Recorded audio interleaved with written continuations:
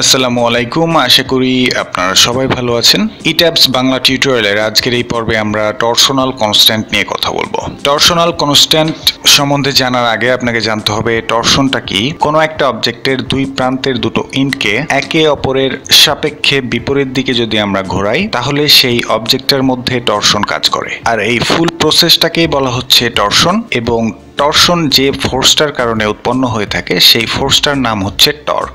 Torsion কংক্রিটের property বা স্টিফনেসের উপরে এক ধরনের প্রভাব ফেলে থাকে। আমাদের স্ট্রাকচারে dead load, live load, earthquake load বা উইন্ড লোড অ্যাপ্লাই করার পরেও আমাদের বিমগুলোর প্লেন সেকশন যেগুলো থাকে সেগুলোর প্লেন থাকার কথা, কিন্তু মোস্ট অফ দ্য কেসেস সেই বিমগুলোর মধ্যে টর্শন চলে আসার কারণে সেই প্লেন সেকশনগুলো আর প্লেন থাকে না, সেগুলোর শেপটা চেঞ্জ হয়ে যায়। এবং এই ফিগার থেকে আমরা সেটাই বুঝতে পারছি, সেখানে এক ধরনের থিটা অ্যাঙ্গেল তৈরি হয়। সুতরাং বুঝতে পারছেন টর্শনটা আমাদের অ্যানালাইসিসের জন্য কতটা গুরুত্বপূর্ণ, এবং এই টর্শনটাকে আমাদের অবশ্যই কনসিডারেশনে রাখতে হবে, আদারওয়াইজ আমরা বিভিন্ন ধরনের সমস্যার সম্মুখীন হব। আর আজকের এই টিউটোরিয়ালে আমরা আলোচনা করব টাইপস অফ টর্শন, কত ধরনের টর্শন আমাদের বিল্ডিং এ আসতে পারে সেগুলো নিয়ে আমরা কথা বলবো, এবং কোন কোন জায়গায় কোন কোন ধরনের টর্শন আমরা রিলিজ, রিডিউস বা রিডিস্ট্রিবিউট করব, আর কোন কোন জায়গায় আমরা টর্শনটাকে রিডিউস করতে পারবো না সেগুলো নিয়ে আলোচনা করব। আর টর্শনাল কনস্ট্যান্টের ভ্যালু কত হবে সেটাও আমরা জানতে পারবো। সুতরাং এসব গুরুত্বপূর্ণ বিষয়গুলো বিস্তারিত জানতে হলে আর দেরি না করে চলুন আমরা চলে যাই আমাদের মূল পর্বে।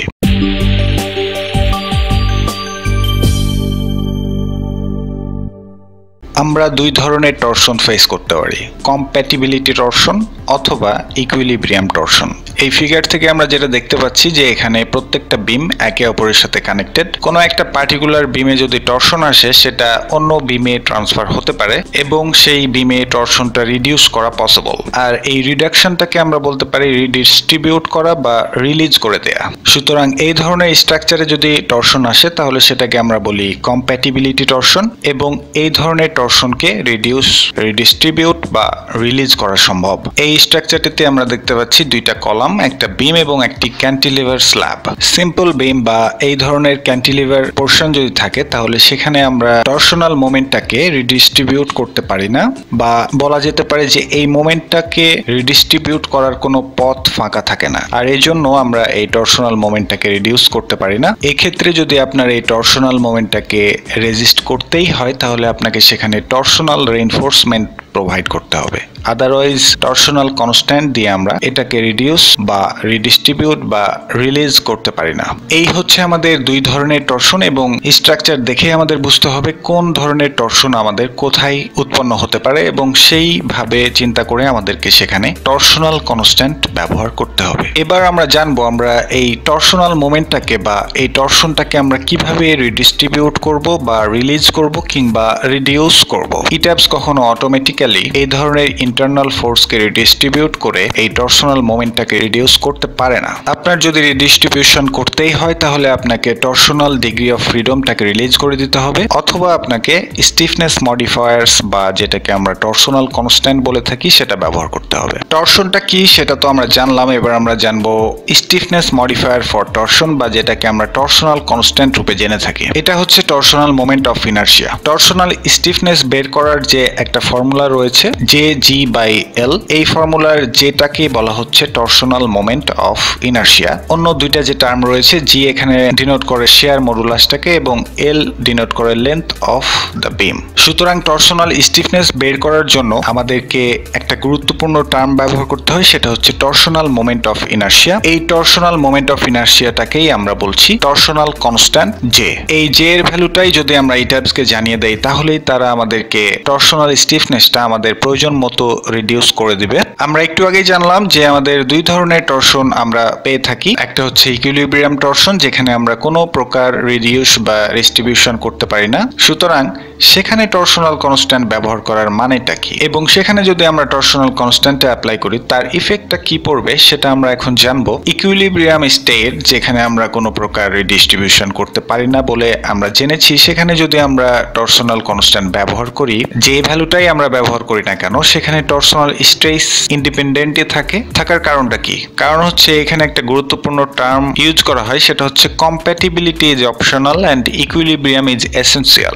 প্রথম গ্রহণ গ্রহণযোগ্যতা পাবে হচ্ছে ইকুইলিব্রিয়াম, এটা আমাদের গুরুত্বপূর্ণ বেশি। সুতরাং যেসব জায়গায় আমরা এই ধরনের ইকুইলিব্রিয়াম স্ট্রাকচার পাবো সেক্ষেত্রে আমাদের এই টর্শনাল স্ট্রেসটা ইন্ডিপেন্ডেন্ট থাকবে। সেখানে আপনি যে ভ্যালুই ব্যবহার করেন না কেন সেটাকে আপনি কোনোভাবেই রিডিউস বা রিলিজ বা রিডিস্ট্রিবিউট করতে পারবেন না। সুতরাং সেখানে ইকুইলিব্রিয়ামটা স্যাটিসফাইড থেকে যাবে। আর যদি অন্য স্ট্রাকচার হয়ে থাকে এবং সেখানে কম্প্যাটিবিলিটি স্টেট বিরাজ করে তাহলে সেখানে টর্শনাল কনস্ট্যান্টটা কনসিডারেশনে চলে আসবে। সুতরাং এখানে গুরুত্বপূর্ণ একটা টার্ম ব্যবহার করা হয়ে থাকে এটাবসে, সেটা হচ্ছে compatibility is optional and equilibrium is essential. Okay, টর্শনাল constant নিয়ে অনেক কথা হলো, কিন্তু টর্শনাল কনস্ট্যান্ট কত আমরা ব্যবহার করব? এই টর্শনাল কনস্ট্যান্টটা বের করার জন্য বিভিন্ন ফর্মুলা ব্যবহার করা হয়ে থাকে, কিন্তু জেনারেলি আমরা যে প্র্যাকটিসটা করে থাকি সেটা হচ্ছে বিমের জন্য আমরা এই টর্শনাল কনস্ট্যান্টটাকে প্রায় শূন্যের কাছাকাছি করে দেই, এবং এই টর্শনাল কনস্ট্যান্টটা পাওয়ার জন্য আমরা কোনো প্রকার প্রসেস ব্যবহার করে থাকি না। কারণ হচ্ছে একটা বিল্ডিং এ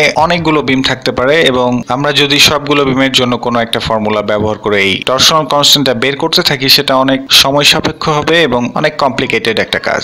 আর তাছাড়া আমাদের কোডে কোনো প্রকার টর্শনাল কনস্ট্যান্ট নিয়ে কথা বলা নেই। একজন ইঞ্জিনিয়ার হয়ে আপনি বিল্ডিং এ এই টর্শনটাকে করবেন নাকি আপনি নেগলেক্ট করবেন সেই ডিসিশন থেকে আপনাকে বুঝে নিতে হবে যে আপনি কত ভ্যালু ব্যবহার করে এই টর্শনটাকে আপনি কন্ট্রোল করবেন। বিল্ডিং স্ট্রাকচারের ক্ষেত্রে বিমের জন্য আমরা এই টর্শনাল স্টিফনেসটাকে পুরোটাই শূন্যের কাছাকাছি করে দেই এবং এই ভ্যালুটা আমরা ইনপুট করে থাকি 0.001। এবার আমরা বিস্তারিতভাবে জানবো এই টর্শনাল কনস্ট্যান্টটা যদি আমরা 0.001 ব্যবহার করি তাহলে এটা দিয়ে আমরা কি বুঝছি। এট ফার্স্ট আমরা ইকুইলিব্রিয়াম কেসের ক্ষেত্রে যদি আমরা এই ভ্যালুটা 0.001 মানে এই টর্শনাল স্টিফনেসটাকে আমরা নেগলেক্ট করি তাহলে কি হয় সেটা আমরা বোঝার চেষ্টা করি।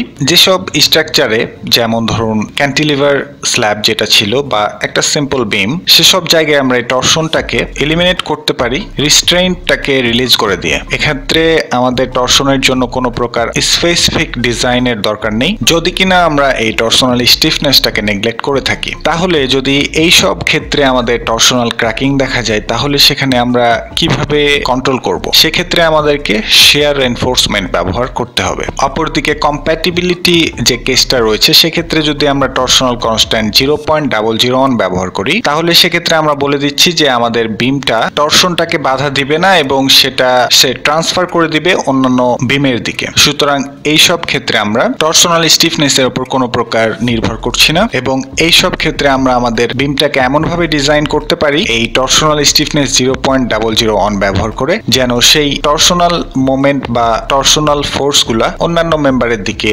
রিডিস্ট্রিবিউট হয়ে যায়। সুতরাং আমরা সার্ভিস কন্ডিশন এবং আলটিমেট কন্ডিশন দুই ক্ষেত্রেই আমরা আমাদের টর্শনাল কনস্ট্যান্টের মানটা 0.001 ব্যবহার করব। এজন্য প্রথমে আমরা এই ফোল্ডারে চলে গেলাম এবং আমরা আমাদের সেই ফাইলটাকে ওপেন করে নিচ্ছি।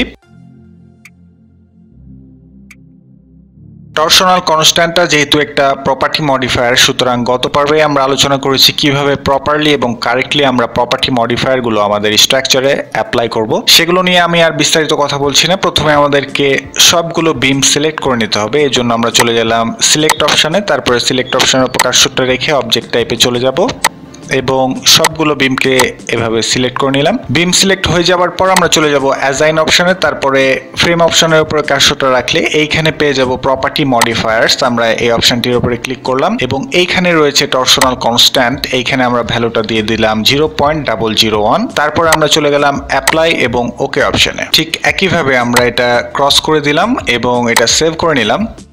তারপরে আমরা চলে গেলাম আলটিমেট কন্ডিশনে এবং এইখানে আমরা এই ফাইলটাকে ওপেন করে নিচ্ছি এবং সিমিলারলি আমরা সিলেক্ট অপশনে গিয়ে আমরা অবজেক্ট টাইপে চলে যাব এবং সবগুলো বিম সিলেক্ট করে নিচ্ছি এবং চলে যাব অ্যাসাইন অপশনে এবং ফ্রেম অপশনের উপর কার্সরটা রেখে প্রপার্টি মডিফায়ার্স এই অপশনে ক্লিক করব। তারপরে আমরা এই টর্শনাল কনস্ট্যান্টের মানটা 0.001 অ্যাপ্লাই করে দিলাম,